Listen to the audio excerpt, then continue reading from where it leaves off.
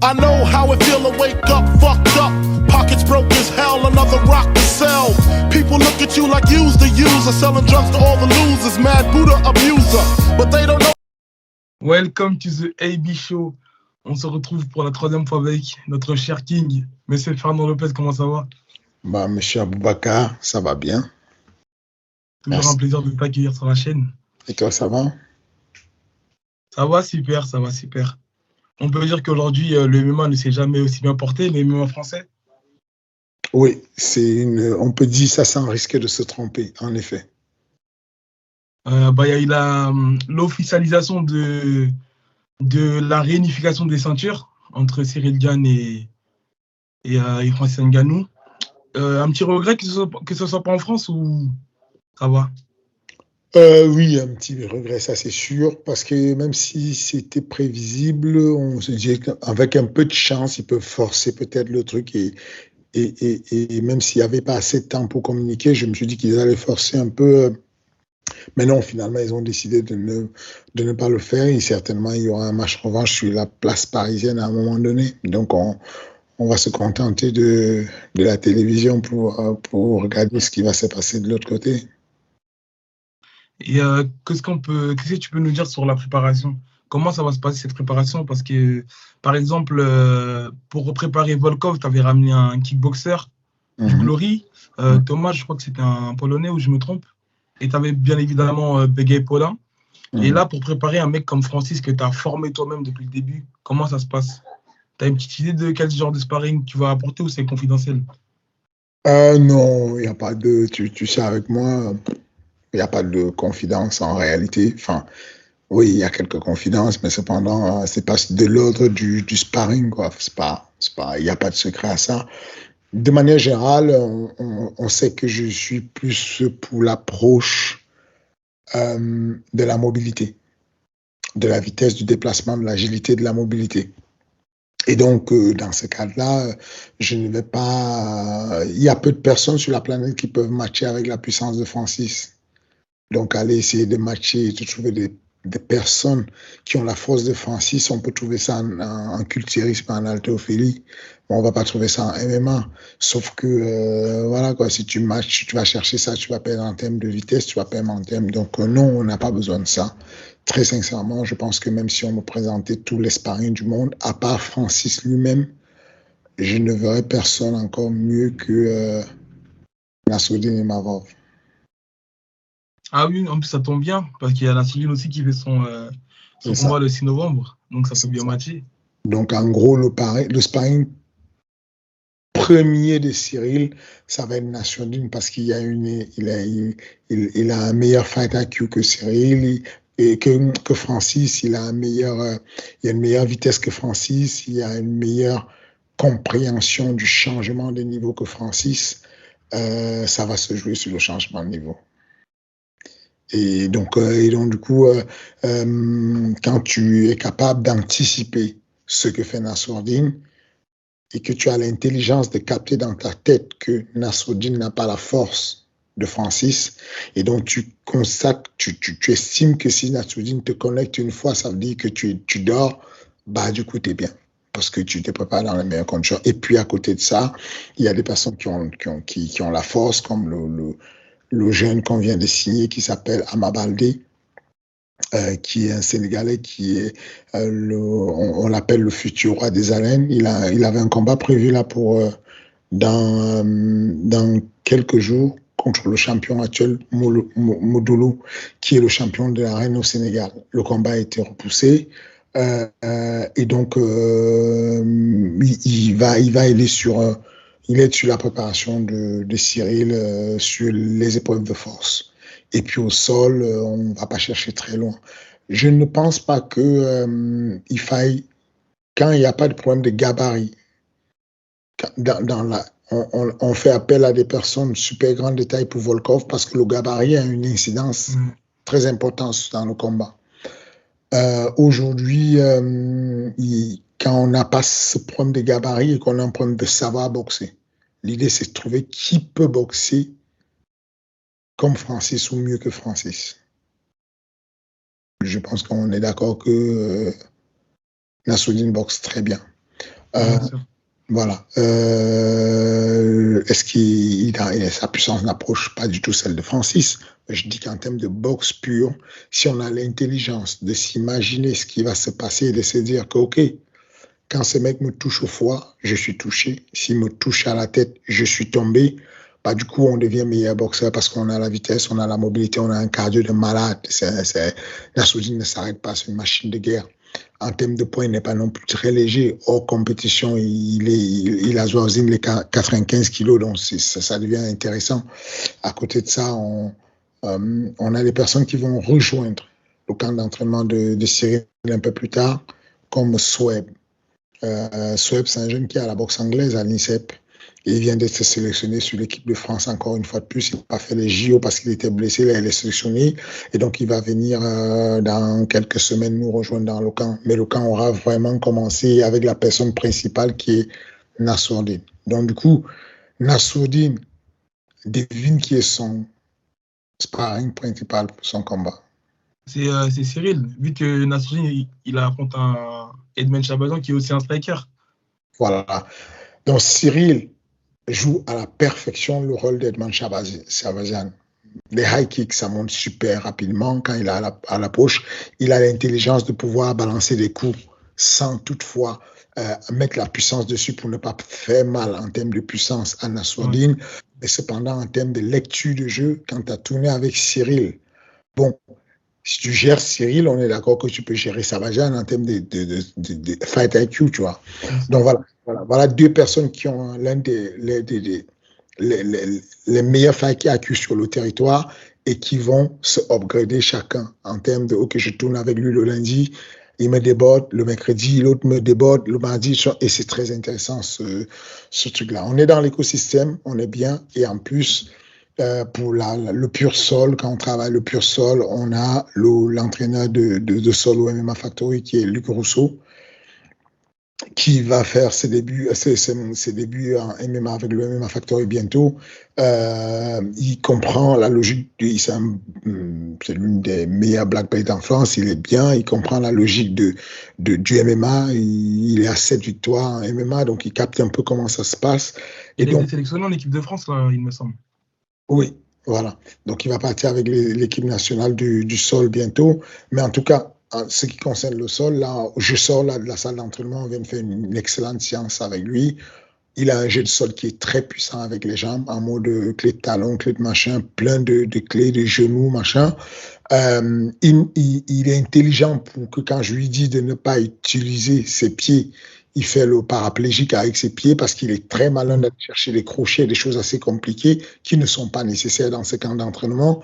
Et avec les membres supérieurs, il est très bon à apporter la technique. Encore une fois de plus, quand tu as l'intelligence de Cyril Gane et que tu es capable de capter que ça ne sert à rien de laisser mes bras traîner quand on me met des pêches, il faut que je considère que la pêche qui m'a touché, ce n'est pas la pêche de Nassourdine, c'est la pêche de Francis.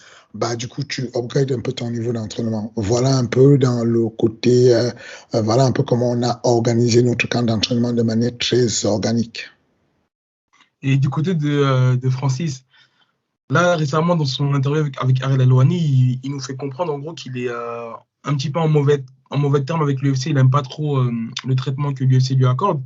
Et est-ce que tu penses que, vu que c'est toi qui l'as formé de A à Z, que peut-être que ce n'est pas le meilleur moment, on va dire, pour de l'affronter? En fait, où je veux en venir, c'est que peut-être que psychologiquement, ça ne va pas être trop être en sa faveur, ce combat, peut-être, non?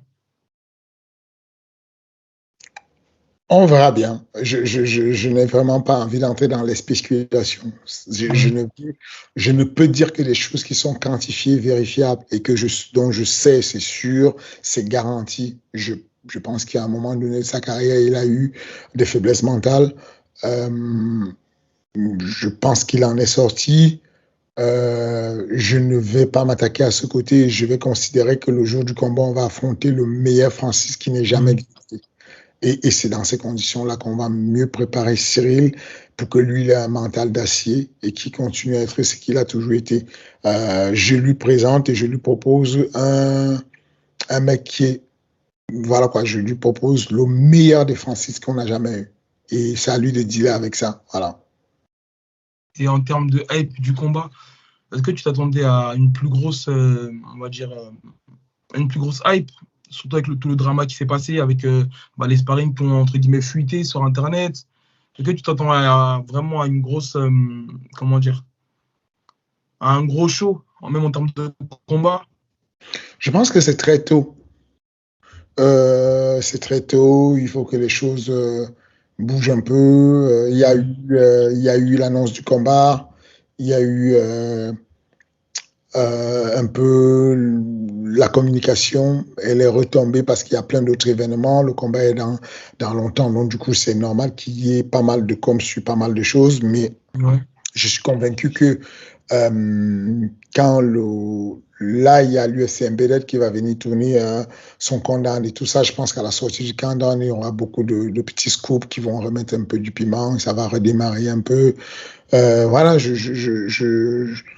pense que les deux sont intelligents et qu'ils vont vendre le combat. Ils ont besoin de vendre leur combat. Ils ont une performance à faire. Ils ont, en termes de pay-per-view, ils ont un chiffre à aller chercher à atteindre. Et donc, voilà. Mais je ne, le soufflet est retombé dessus un peu, mais je ne m'inquiète pas. Je pense que c'est parce qu'on est encore, en temporalité, on est loin quand même de l'échéance et il y a pas mal d'événements tous les week-ends. L'UFC offre des événements tous les week-ends. On ne peut pas faire comme si ça n'existait pas. Ouais. Si on parle de l'événement, par exemple, comment dire, à 77 kilos, Kamaru Usman et Colby. voilà, normalement, c'est un événement qui fait souvent beaucoup plus de bruit que ça, mais tu vois, bon, ça va timidement parce que il y a beaucoup de choses, il y a beaucoup d'événements et tout, et donc ça se dilue et c'est quand on approche vraiment le mois du combat, les 2 semaines avant le combat que ça monte en température. Donc je suis pas beaucoup inquiet dessus. Les choses varient rapidement. Avant le combat de Volkov, Cyril n'avait aucune chance de pouvoir battre Francis. Après le combat de Derrick Lewis, le lendemain au réveil, tout le monde pariait sur Cyril. Quelques temps après, la hype a un peu tombé parce que on est passé à autre chose. Lui, il est passé à autre chose de faire de ce qu'il avait comme devoir de presse à faire. De l'autre côté, Francis, lui, il est revenu au gym, il a donné quelques avis sur ce qu'il pensait, c'est un peu monté. Et donc, du coup, les spectateurs ont changé d'avis et ils se sont dit, bon, maintenant, ça devient kiff-kiff, c'est équilibré. Donc, ça va faire ça pendant un certain temps et jusqu'à ce qu'on ait la vérité le 22. Hâte d'être le 22 janvier, en tout cas. Récemment, il y a eu le MMA Factory a annoncé une prolongation de contrat pour Nassourdine, qui va d'ailleurs combattre sur un gros pay-per-view, l'un des plus gros pay-per-view de l'année. C'est très bon signe. Oui, c'est une excellente, c'est une chance. Encore, c'est pas chance, c'est quand la personne ne l'a pas mérité, mais Nassourdine a fait ce qu'il fallait pour y arriver. Il a taffé comme un malade mental, il a produit. Il a accepté, quand je lui ai proposé d'affronter un mec qui était 19e, il a accepté sans discuter, sans rechigner, il était archi excité.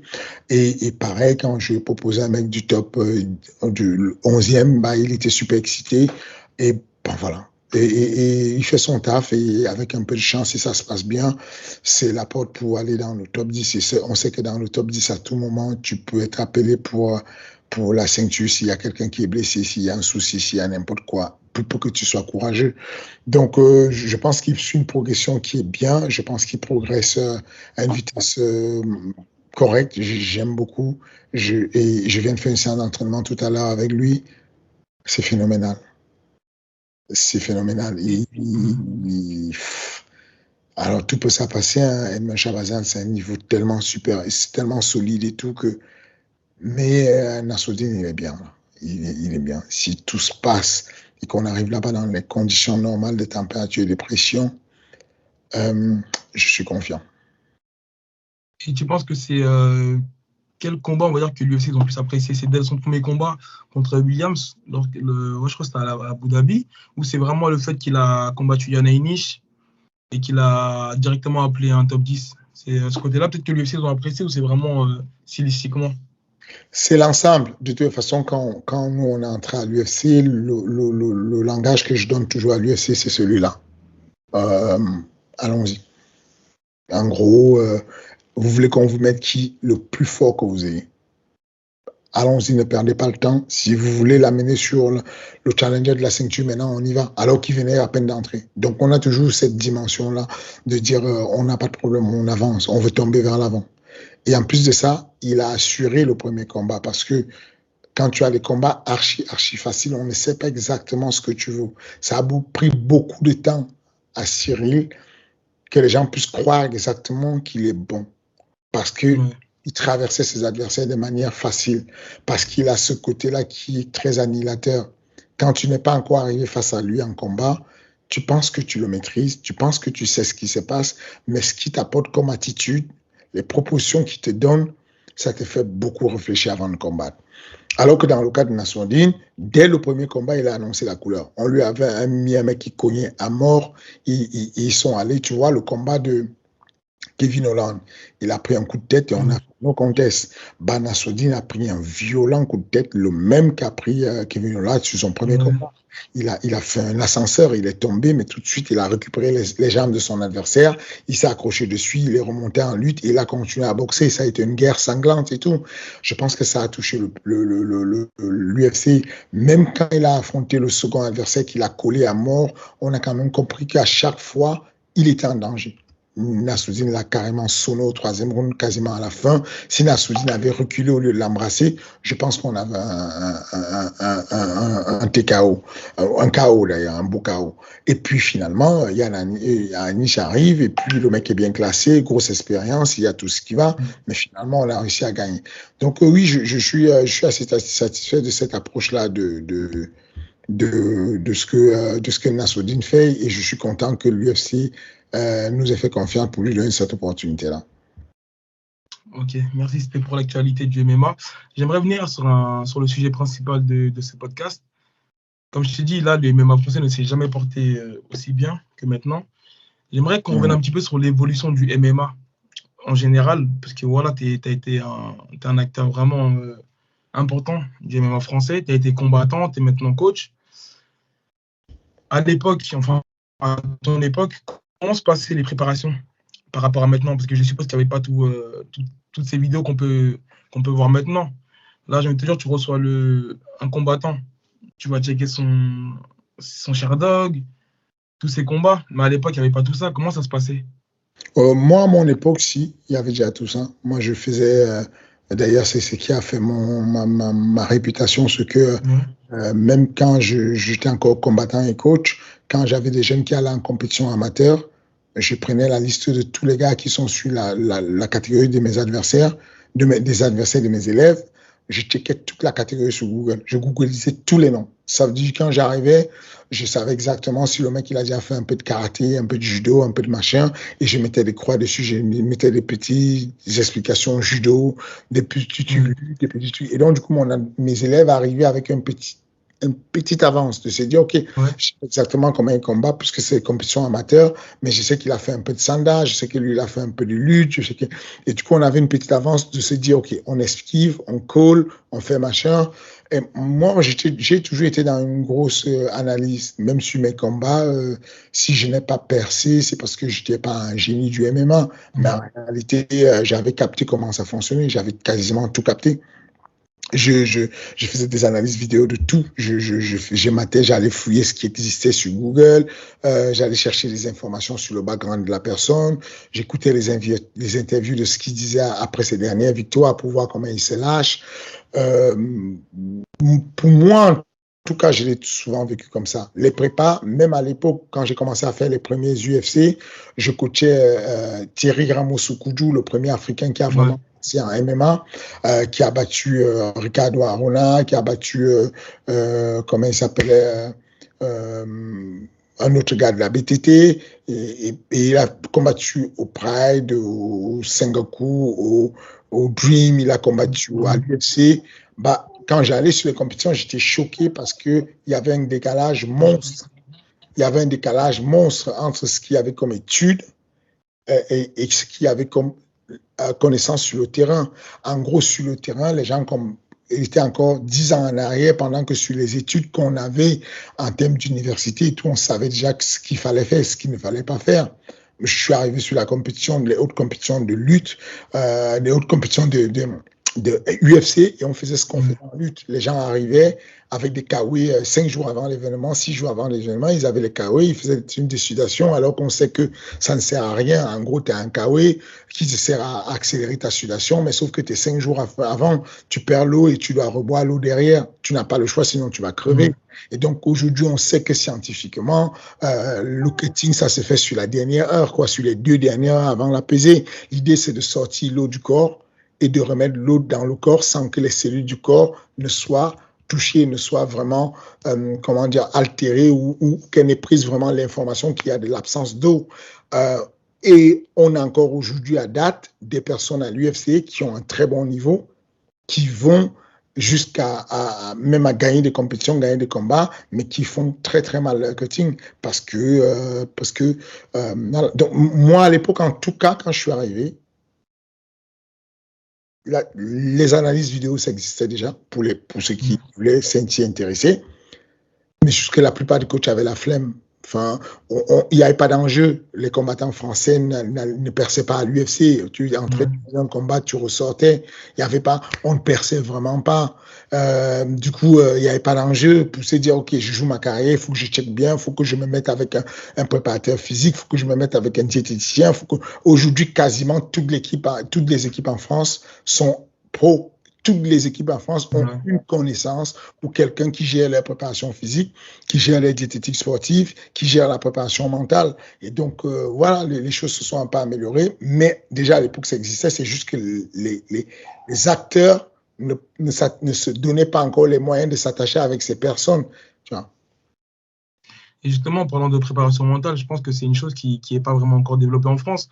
Peut-être à part au MMA Factory, mais dans le reste de la France, il me semble qu'il y a peu de personnes, voire peut-être pas du tout, qui sont accompagnées d'un préparateur mental. Tu penses que ça joue beaucoup dans la carrière d'un combattant? Absolument, absolument. Le principe même du stress, c'est la définition de quelque chose qui te déstabilise parce que c'est quelque chose de nouveau dans ta vie. Quelque chose que tu ne peux pas contrôler, qui est nouveau dans ta vie. Et c'est quelque chose qui arrive et qui est incontrôlable, le phénomène de stress et le phénomène de ne pas performer. Et en gros, mettre la main dessus, c'est quelque chose qui est un peu comme la musculation. C'est un peu comme si tu es un mec musclé et tu te dis, bon, je suis un musclé, j'ai pas besoin de m'entretenir. Mais si tu ne t'entretiens pas, il y aura de l'atrophie musculaire. Au bout d'un moment, la structure de ton muscle va diminuer. Si tu ne le nourris pas correctement, tu vas faire de la protéolyse, donc la dégradation de la protéine. Et donc, au bout d'un moment, tu vas perdre ta puissance. C'est la même chose avec le cerveau. Il faut anticiper les périodes. Moi, pour la préparation d'un combat comme Houston, je propose, je fais le game plan, ensuite je propose au préparateur mental, bon, voilà dans quelle dimension Cyril Gane va être. Il va être confronté à 18 000 spectateurs à Houston. Et ça va scander le nom de Derrick Lewis et on va se moquer de nous, on va nous huer, on va nous humilier. J'ai besoin que tu le plonges dans cet univers. J'ai besoin que tu le prépares à ça et que le jour J, il ait l'impression de ce qu'on appelle le déjà-vu, qu'il ait l'impression que c'est quelque chose qu'il connaît, qu'il a déjà été dans ce stade-là, qu'il a déjà vu les 18 000 personnes.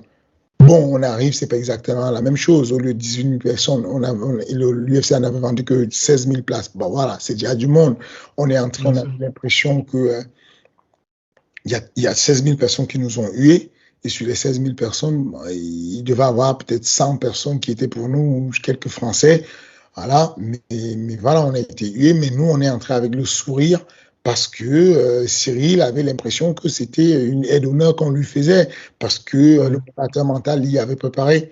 Je pense que les cultures qu'on a nous séparent encore un peu de la préparation mentale.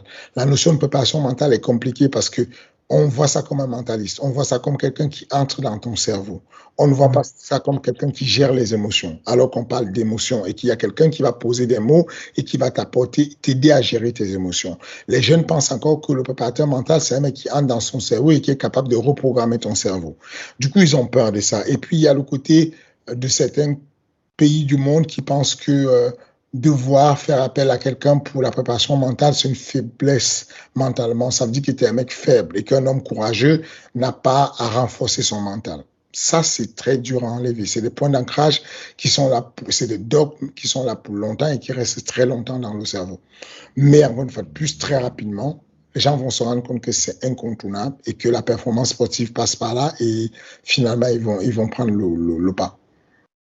Et pour rebondir sur Cyril, est-ce que tu penses qu'aussi ce détachement, on va dire, ce petit détachement qu'il a, on va dire, envers le MMA, est-ce que tu penses que ça, c'est un petit peu une force en termes de pression et en termes de, on va dire, en termes de, le fait qu'il a peut-être moins de pression que des combattants lambda qui sont vraiment, on va dire, ancrés dans le MMA?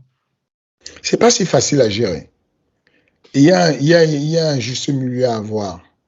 Il y a des élèves, il y a des personnes qui, si elles se retrouvent sans pression et sans avec un détachement, elles vont perdre le combat parce qu'il n'y a aucun danger, il y a pas de, il y a, voilà. Il est spécial de pouvoir être conscient qu'il y a un enjeu, de pouvoir être conscient qu'il doit gagner, de pouvoir être conscient de tout ça, mais en même temps de rester hors de ça. Il faut faire très attention de se dire, oh, je viens de découvrir un mec à ma salle et tout.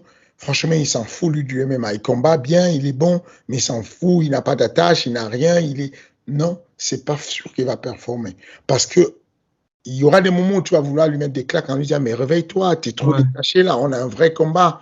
Et il faudrait trouver le juste milieu, quelqu'un qui est à la fois détaché, mais qui peut faire des trucs en souriant. Il y a des personnes qui ont besoin d'être très énervées pour mettre une vraie stratégie en place et pour être déterminées. Cyril peut être de l'autre côté de la cage, il te fait des grands sourires, mais il est déter comme jamais, en souriant. Mais il est déter à laisser sa vie. Il le verbalise. Il me dit, Looking, t'inquiète. Ce combat-là, les gens en parlent, mais ils ne savent pas en fait ma détermination. Je vais laisser ma vie dans la cage s'il faut. Ils ne savent pas ce que je vais faire. Mais il est souriant, il est calme. Il dit, t'inquiète, je vais sourire et puis je vais le faire. Donc, en tant que coach, voilà. Quand le gars est très excité, il faut le calmer pour amener le curseur vers le milieu. Quand le gars est très endormi, il faut le booster pour amener le curseur vers le milieu. Dans le cas de Cyril, c'est un cas à part, c'est un cas particulier parce que il a ses détachements, mais il est conscient des enjeux. Ça se voit quand je l'entraîne. Je peux déterminer à quel moment, à quelle temporalité de l'entraînement on est en fonction de son attitude. Il va continuer à jouer, il va continuer à blaguer, mais chaque frappe qu'il met devient juste méchante. Tout ce qu'il fait devient vicieux. En début de camp d'entraînement, boum, il va te suivre. S'il va faire une amenée au sol, tu vas enlever ta jambe, tu vas fuir, il va te laisser, il va se replacer. En milieu d'entraînement, il rate ta jambe, il te saute dans le dos, il rate ton dos, il te prend la guillotine, il n'arrête plus. Parce que tu sens que petit à petit, il rentre dans le combat avant même le combat.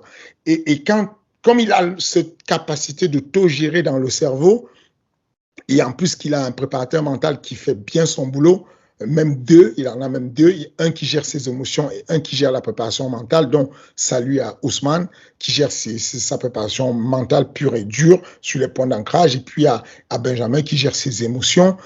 Les deux combinés ensemble, ça fait une puissance incroyable. Et avec lui-même qui a cette indépendance du cerveau de pouvoir switcher, être souriant, de pouvoir être hyper violent, voilà, je me méfie de ne pas faire de la généralité sur des anecdotes et sur des cas particuliers. Ok, merci. J'aimerais qu'on revienne rapidement.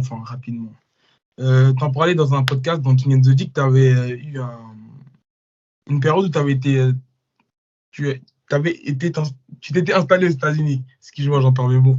Tu t'étais installé aux États-Unis et tu étais parti pour le domaine sportif? Oui. Et c'était lorsque tu faisais ta transition de combattant à coach? C'était un peu avant ça. C'était un peu avant ça. C'était pour les études aussi. C'était pour les études, mais j'y ai fait un peu de lutte. Mais c'était beaucoup plus les études à la base. Et puis juste après ça, quand je suis revenu en France, à ce moment-là, il y a eu cette espèce de transition-là. Après avoir... voilà. Et tu as rencontré pas mal de combattants, notamment Shamil, le poids lourd qui est actuellement à l'UFC à ce moment-là? Oui, Shamil Abdouragimov, je ne l'ai pas rencontré aux États-Unis, je l'ai rencontré à Abu Dhabi. Ouais. Je combattais sur le tournoi d'Abu Dhabi où il y avait 1 million de dirhams mis en jeu. Et je l'ai rencontré, lui il faisait le tournoi, il a affronté d'ailleurs Thierry Ramos-Okoudjou. Et malgré qu'il affrontait, on avait été super amis, super sympa. On s'est marré comme jamais. Parce que Chamil, à l'époque, il parlait pas anglais. Il avait un pote qui bricolait un peu l'anglais. Mais voilà quoi, il parlait russe en faisant des signes. Moi, je parlais français, je parlais anglais. Et on est devenu pote à mort avec Chamil. Mais non, là-bas, aux États-Unis, c'était. Enfin, moi, j'étais à DC. Mais quand j'allais m'entraîner, les combattants, je les rencontrais plus du côté de la Californie, dans le club Dan Anderson à la Temecula. Là, effectivement, il y avait pas mal d'athlètes, notamment le Belge qui était aux États-Unis à l'époque, j'oublie comment il s'appelle. Il était à l'UFC, il est sorti récemment de l'UFC. Il y avait, j'oublie son nom, c'est terrible. Non, pas Nordin Taleb. Non, pas Nordin Taleb, il y a un autre. J'ai son nom au bout de la langue, mais... C'est ça. Et donc, il y avait lui, il y avait Dan Anderson, bien entendu. Il y avait le champion des flyweight au Bellator qui était tout nouveau à l'UFC. Il venait d'arrêter la lutte parce qu'il avait été suspendu pour marijuana, un truc comme ça aux Jeux Olympiques. Et donc, il rentrait au Bellator, il est devenu champion par la suite. Il y avait... il y avait le kickboxer qui était un Australien, j'oublie son blaze aussi, oh là là, et qui s'entraînait là-bas pour faire ses débuts en MMA. Il y avait, oui, une tonne d'athlètes de ce côté-là, oui. Dernière question, il y a eu l'officialisation de Ares le 11 décembre. Est-ce qu'on peut en savoir un petit peu plus sur la fight card? Tu nous avais déjà parlé de Wilson et VS Taylor. Ça, c'est pas encore confirmé parce qu'apparemment, t'en as parlé dans King and the D, j'ai regardé l'épisode. Apparemment, bon, tu me l'avais déjà dit en off, je tiens à préciser que j'ai cette chance-là d'avoir des petites exclus en off. Où ça en est là pour son combat qui doit se faire la semaine prochaine à l'UFC? Pendant qu'on est en train de te parler là, qu'on est en train de se parler, je viens de voir le numéro de téléphone de Taylor qui vient de m'appeler. Et donc, on croise les doigts. En gros, je ne sais pas ce qu'il appelle pour me dire, mais je ne sais pas encore s'il a reçu le mail. En gros, son visa est validé, mais il doit récupérer le passeport demain. Si jamais il ne le récupère pas demain, c'est mort. S'il le récupère demain, c'est bon. Donc, il y a un peu une suspense dessus qui est assez compliqué. Et donc, on regarde la boîte email pour dire si le passeport est disponible. Il reste juste à mettre la vignette sur le passeport pour qu'il voyage. Donc voilà, la carte d'Ares, on a déjà quelques remplaçants en tête pour Taylor. Si jamais Taylor ne fait pas Ares, si jamais il ne voyage pas demain, il va faire Ares. Sur la carte, on a des beaux noms. Il y a aussi un nom qui est en suspens aussi, c'est Abdouragimov, qui lui est sur la carte. Il a déjà un solide adversaire. Ça a été confirmé alors pour son adversaire? Un Français en plus, solide adversaire. Maintenant, il va falloir patienter un peu pour savoir qui est l'adversaire d'Abdouragimov sur Paris. Mais il est sur la liste de Sean et il est possible qu'à un moment donné on l'appelle. Et si on l'appelle, bien entendu, c'est la règle à Suarez. Si jamais l'UFC t'appelle, on te libère. Il y a des bons noms. On va retrouver. J'ai parlé l'autre jour de Ama Baldé, qui est le lutteur sénégalais. Voilà, le lutteur sénégalais. Il va faire ses débuts dessus. Qu'est-ce que je peux donner d'autre comme indice? C'est déjà pas mal ça. Il y a Rizlen qui est en pleine recherche d'adversaires. Donc, s'il y a une fille bantamweight ou featherweight en France qui est chaude à défier Rizlen, Amanda Nunes s'est désistée encore. Elle est la bienvenue. Voilà, Amanda Nunes s'est désistée. Donc, on a vu une Sud-Africaine qui ne peut pas être là. Donc, on est à la recherche. S'il y a une Française qui veut bien se mouiller, on est chaud, quelle que soit la catégorie à partir de 61 kilos. Mais il y a des belles oppositions. Il y a des belles oppositions en tout cas. En gros, ce qu'on essaie de faire, nous, c'est d'avoir une fat card où tu ne peux pas prédire. Tu ne peux pas ça. Ouais. Le meilleur parieur du monde s'est dit, où est-ce que je mets mes sous? Qu'est-ce que je fais? Je ne sais pas quoi faire parce que c'est salement équilibré. Il n'y a pas de pitié, il n'y a pas de... Enfin, tout le monde a sa chance de gagner. On équilibre sérieusement les matchs. Et en plus, la méthode qu'on a décidé, le mode de paiement qu'on a décidé de faire est ultra agressif. En gros, la méthode LSM, c'est que on combine avant, sur ce qui se fait de normal, c'est j'ai 10 000 si je combats et j'ai 10 000 si je gagne. Donc, s'il y a un gars qui est capable de voir 10 000 plus 10 000, au lieu de lui mettre 10 000 plus 10 000, on lui met 20 000 d'entrée de jeu. Et ensuite, il aura 0 s'il gagne. Parce qu'on ne devrait pas motiver un gars, un être humain à gagner. Un être humain, un sportif, a un minimum d'ego, il veut gagner.